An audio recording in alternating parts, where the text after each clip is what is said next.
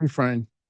Welcome to another episode of Behind the Scenes with J Thompson, a bird's eye view into the message, ministry, and making of the book, Shut the Hell Up. I'm your host, and I welcome you to this experience. In this episode, I want to look at the heart behind this project. Why did I write this book? I began helping people navigate life in the summer of 1991. So it's been a long time.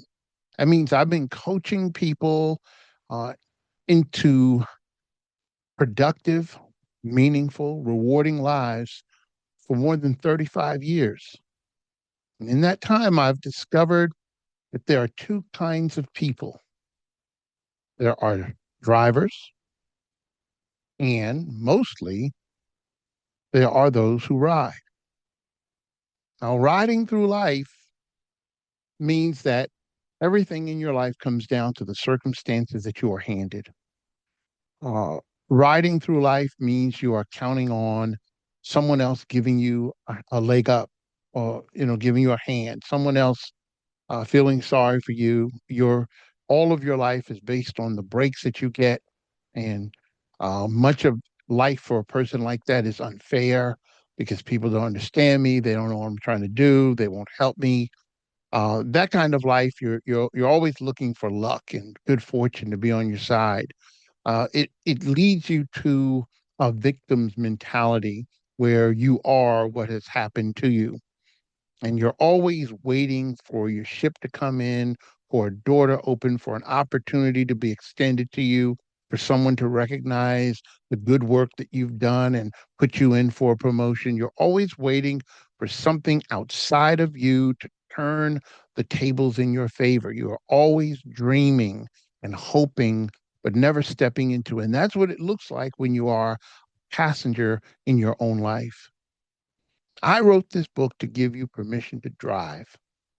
There are several reasons why I wrote the book. One of them is to give you permission to drive, to change the story that you're telling yourself, and to give you permission to drive. What has God given us to enable us to drive? God reveals to us our identity, who I really am. Once I know who I really am, I can drive. Many people are living their whole lives looking for someone else to tell them who they are. Am I okay? What do you think of me? When you look at me, what do you see? And we're constantly playing to the crowd, hoping people will affirm us and applaud us and acknowledge us.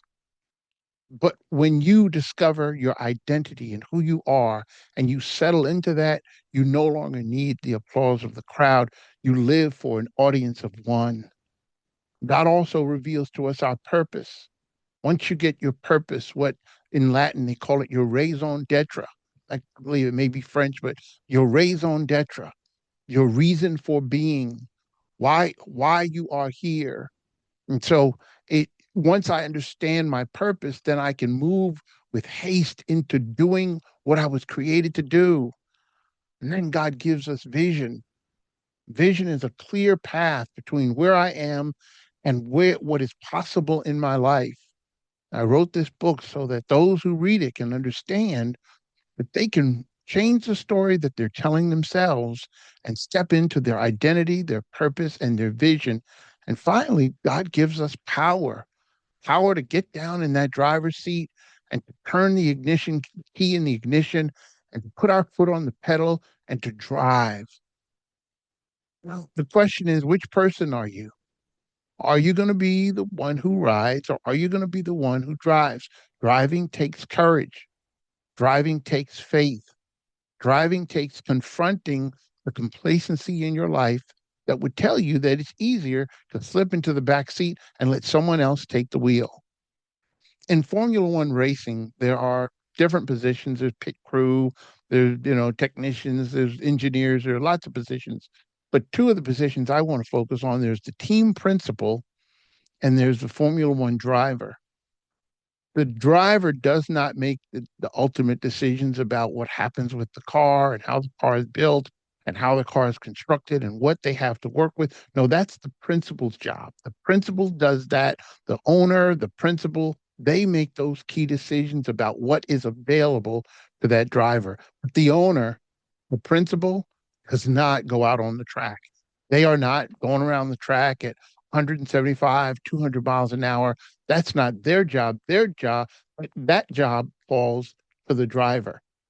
And so the question is, are you going to be a driver, or are you going to be one who sits in the back seat and rides? God is the principal in this analogy. He gives you the car. He gives you the potential. He determines what is possible in your life. God is not going to drive for you. And there are many people who are frustrated, angry even with God, feeling like they haven't gotten their just due. They prayed, they've been obedient, they've been faithful, and yet God has not come through. He built the opportunity in your life. With God, all things are possible. He made it possible. He gave you the car, and he gives you the keys.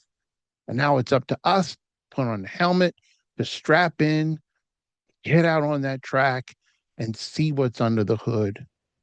So if you've been listening to voices that have been telling you that you don't have what it takes to drive, who are you to have a vision for your life? Who do you think you are, wanting more than what you've known? You better stay down here with the chickens. You have no right to be up there with the eagles.